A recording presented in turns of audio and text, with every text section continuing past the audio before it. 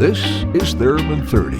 30 minutes of theremin music, news, events, and interviews with a new episode about every 30 days. Now, here's your host from Denver, Colorado, USA, Rick Reed. Hello, welcome to the July 2019 edition of Theremin 30, the monthly podcast all about theremins and the people who play them. In this month's episode, I've got music from a diverse group of artists who have all given me permission to play their recordings in the show. I'll tell you about some theremin-related events coming up soon, and I've got part one of a special two-part interview with Michelle Moog-Koussa, the founder and executive director of the Bob Moog Foundation. She's going to tell us about the theremin-related exhibits at the new Moog-Museum in Asheville, North Carolina. Let's get things started now with a fun kind of Zappa-esque track from UK-based thereminist Matteo Ciminari. He tells me this song takes its name and inspiration from the Pimlico neighborhood in central London.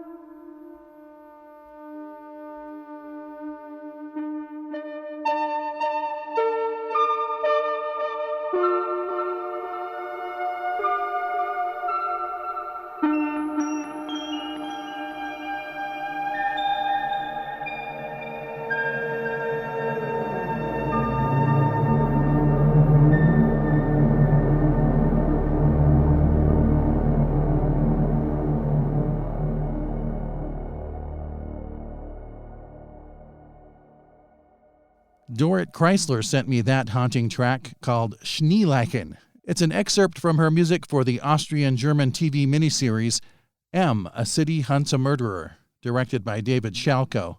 It's a modern retelling of the 1931 Fritz Lang silent thriller M that starred Peter Lorre. And before that, you heard something a little more cheerful. That was Pimlico by Matteo Ciminari. As always, you can learn about all of the artists featured in this podcast by following the links at the website, theremin30.com. Be sure to support your fellow thereminists by purchasing their music and attending their concerts. Speaking of concerts, the next couple of months offer lots of interesting shows, workshops, and festivals.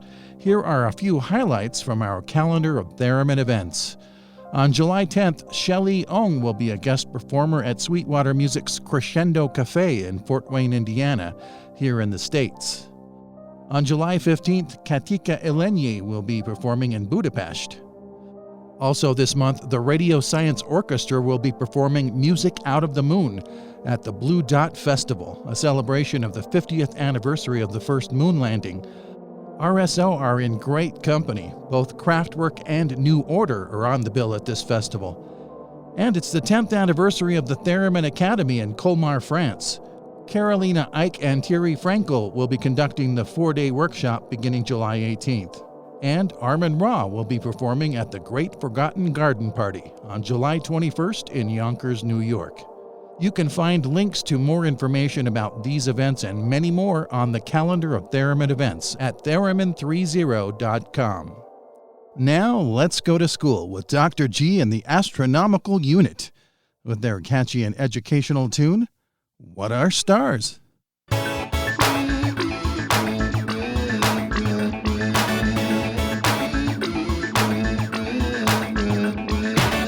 When you look up into the sky at night, what do you see? Astrophysical phenomena vast distances away. A panorama of lights that's fascinated us for millennia. Not to mention the fairly ordinary star we see each day. Our galaxy is a system of hundreds of billions of stars. Many are binaries and stellar clusters bound by gravity. There are dwarfs and giants, quasars, pulsars, neutron stars, and more. Join me as we journey to unlock this mystery. What are stars? Nuclear furnaces converting hydrogen to helium. What are stars? Creating atoms, radiation, heat, and light. What are stars? This is a superheated plasma held by gravity. What are stars? Generating photons that make them shine so bright. See them every night. What are stars? Now let's go deeper in time. In areas of space with denser matter, such as nebulae, gravity causes clumps of mostly hydrogen to form. The temperature will rise as the cluster's mass begins to increase until nuclear fusion starts. You could say a star is born. Remaining matter in the stellar cloud can collect to form objects, like the planets in our solar system orbiting the sun. Stellar wind disperses particles through a stellar system and beyond. The stuff of distant stars can be found in everyone. What are stars? Nuclear furnaces converting hydrogen to helium. What are stars? Creating atoms, radiation, heat, and light. What are stars? This is a superheated plasma held by gravity. What are stars? Generating photons that make them shine so bright. See them every night. What are stars?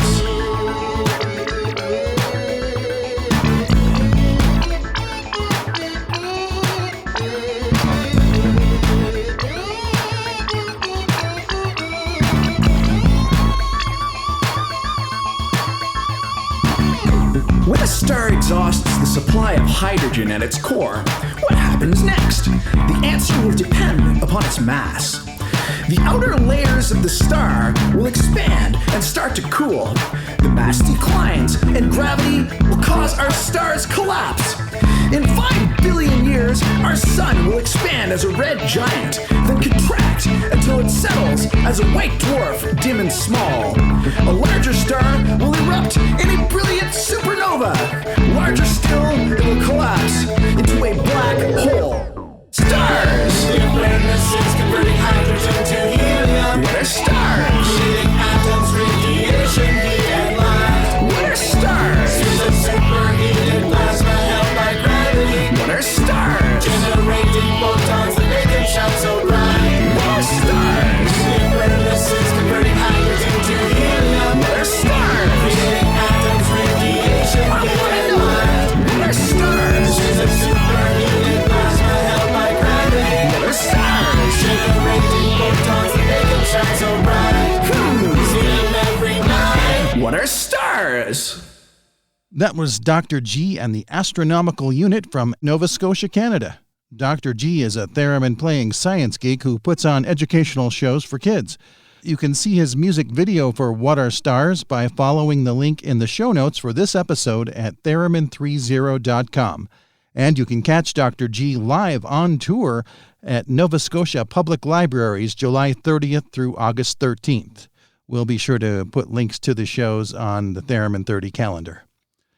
There's more to come on the Theremin 30 podcast, including part 1 of my visit with Michelle Moog-Koussa. So stay tuned.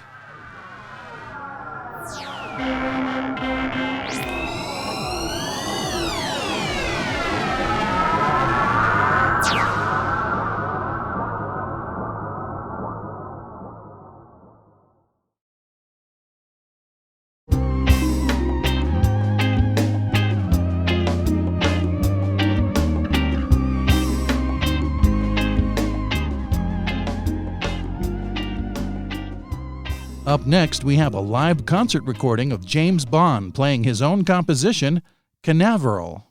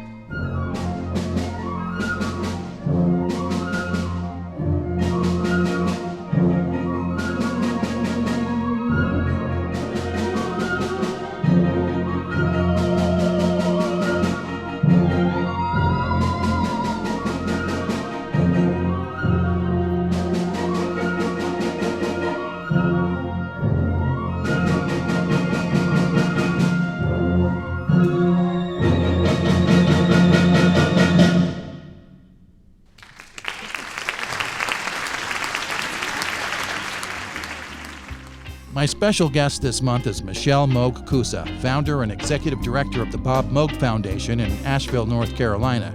Of course, Michelle's famous father, Dr. Robert Moog, started his career making theremins with his dad in his basement, and thousands of thereminists around the world play instruments he designed.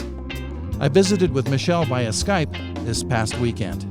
Michelle, thank you so much for being on the Theremin 30 podcast. We really appreciate you taking the time to tell us about events coming up at the Moog-Koussa. You're welcome. It's great to be here, Rick. Set us up a little bit for people that are not familiar with your organization. What is the Bob Moog Foundation and what is its mission? Well, the Bob Moog Foundation was created to carry on Bob Moog's pioneering legacy. And the genesis of it really was the family and friends discovering what an incredible inspirational force Bob had been to thousands of people all over the world throughout his life and career.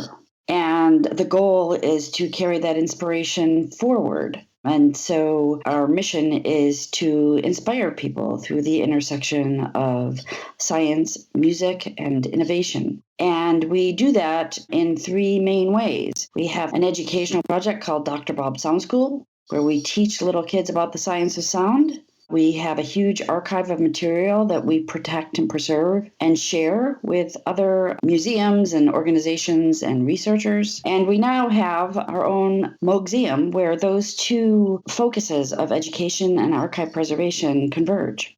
So the educational component of that, do kids come to your facility for classes, or is this something you take out into the community? Dr. Bob Sound School is a 10-week curriculum. So it's not these kind of things that are a little bit more common where an organization will go into the school for a day, do a presentation, some lessons, and then leave. This is a 10-week curriculum. It meets state and national standards, but is highly experiential. And what we're doing is teaching little kids about the basic physics of sound. So in order to be able to reach the most amount of students, what we do is in the late fall or early winter of every year, we train second grade teachers in how to teach our curriculum, and then they go and teach the kids. And right now, there are over 100 teachers in our local area, teaching Dr. Bob Sound School to over 3,000 students. Is this something that will be carried outside of North Carolina eventually? So we've always wanted to expand Dr. Bob Sound School. One of the really special things about the curriculum is that it is making such a difference for kids and understanding the basic physics of sound. We're getting really wonderful feedback about it that we want to be able to spread that to kids in other areas. But to do so, we have to build our own educational tool. And I can't go into exactly what that is right yet until we get it done, but it's taking a while to accomplish. But after that educational tool is developed, we will be expanding nationwide. That has always been the goal. Now, you also mentioned an archive. I don't know if most people would know what an archive is. So can you tell me more about what that is and what it contains? Well, sure. The Bob Moog Foundation Archive is a vast collection of historical materials that pertain to Bob Moog's legacy. And our archive includes over 2,500 schematics, prototypes, instruments, vintage catalogs, desktop notebooks, schematic notebooks, thousands of photographs, recordings, and the list kind of goes on from there, but that should give you a basic idea. And we have spent years and years restoring and preserving all of that. And much of that is being used right now in the Moog-Koussa. And also you say that people use it for educational research? For books, basically. Just for example, Albert Glinsky, who's writing Bob's authorized biography, has accessed the archive. And we've had other people who are doing research check in with us to verify history as it had actually happened, which is not always how it's reported. Now, the Moog-Koussa, which just opened a few weeks ago, you've got the grand opening coming up in August.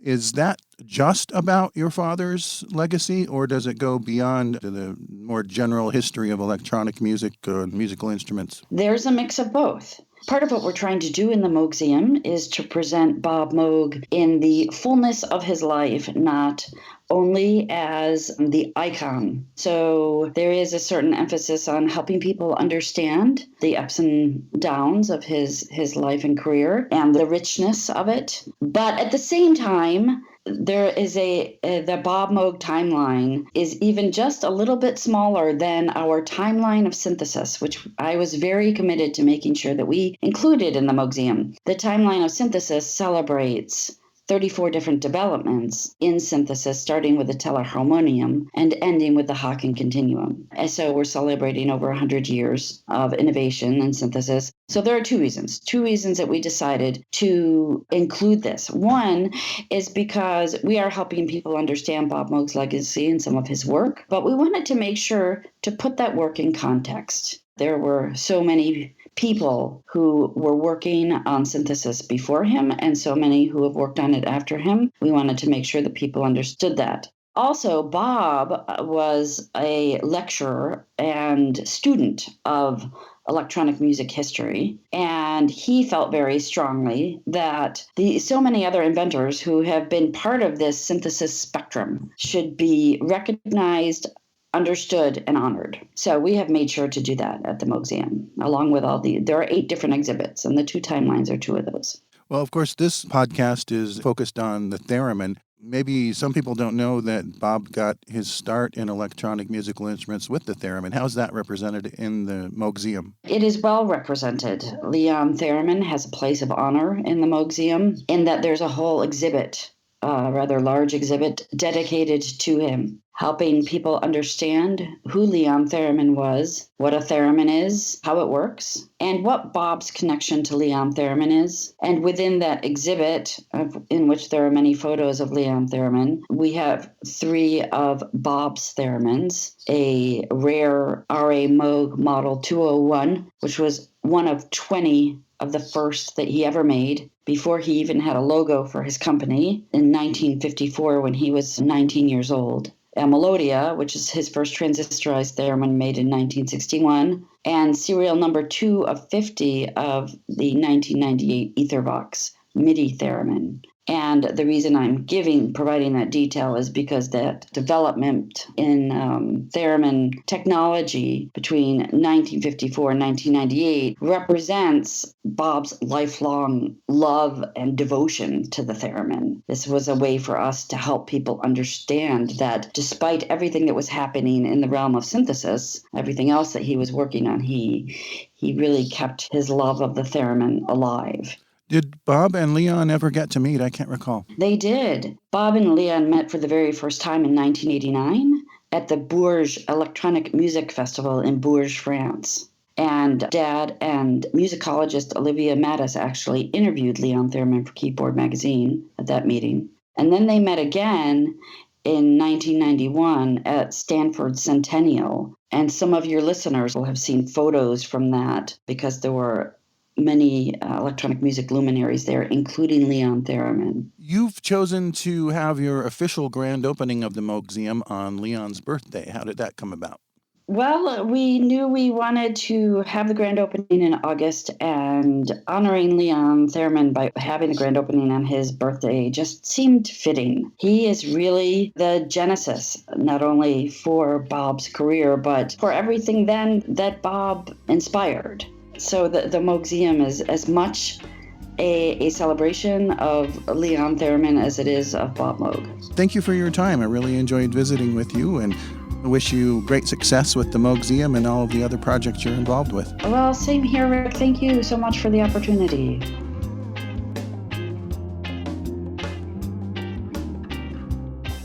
In the August episode of the Theremin 30 podcast, I'll play the rest of my interview with Michelle. She talks about the Moog-Museum grand opening events planned for Leon Theremin's birthday and the new documentary film about Bob Moog called Electronic Voyager. So to make sure you don't miss that one, subscribe to Theremin 30 wherever you get your podcasts. With the time we have left, I'm going to play a portion of one of my own theremin recordings, released under my stage name Phlogiston Theory. This is an experimental track I made with a Moog Theremin and a bunch of effects devices. It was inspired by audio recordings of the 2014 European Space Agency mission to land a space probe on a comet. This is called Rosetta and Philae.